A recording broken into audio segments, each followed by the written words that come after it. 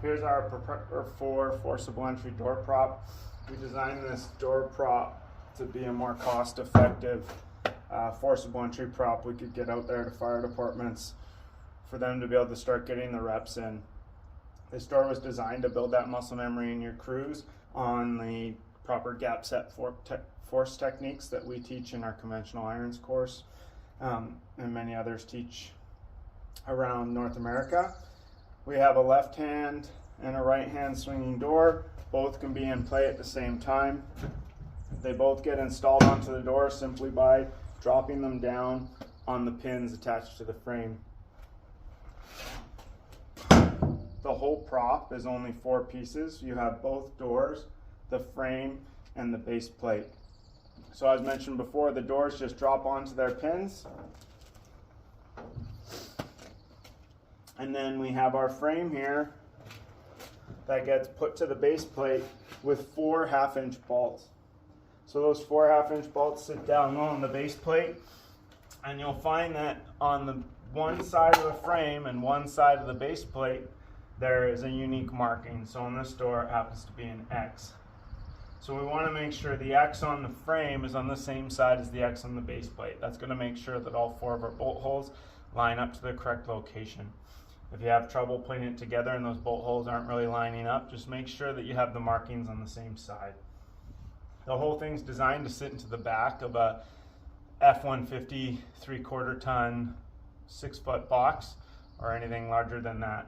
Easy transportation to be able to move it around if you have multiple stations, or you want to take it out to your training center one night, or easily put it away into a tower to keep dry, or whatever your needs may be.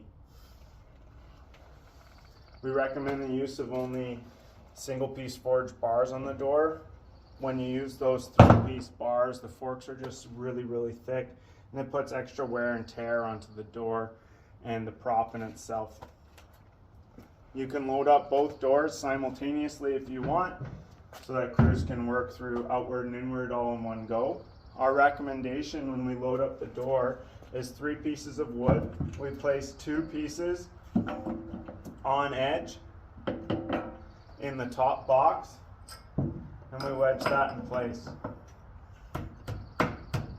This is going to simulate our deadbolt and put immediate force into the door that your members have to work with. To simulate the latch of the door, we have a 3rd piece of wood that we usually put flat, and we don't bother to wedge this one typically.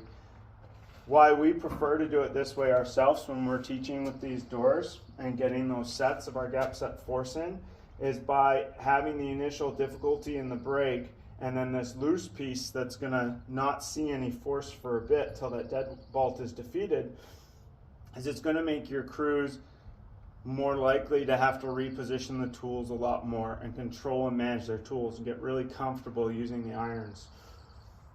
You can easily change it up from set to set simply by repositioning these pieces of wood.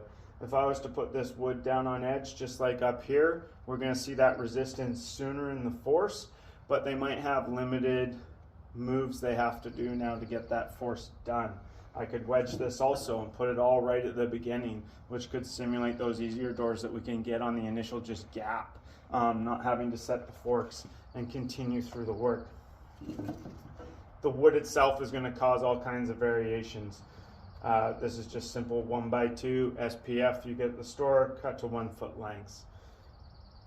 You can soak it and all those things. When you soak it, you're going to have less breaks. It's going to really just sort of S-curve and bend out of it.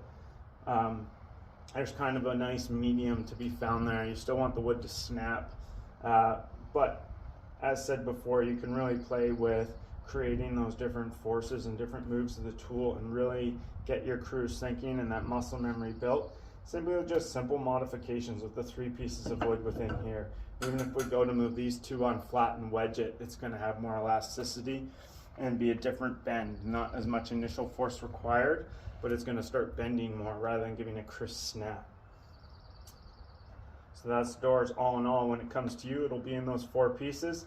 It'll be a matter of raising the frame, making sure those unique markings match, putting in your 4 bolts, and then dropping in your 2 doors in position, and you'll be good to go.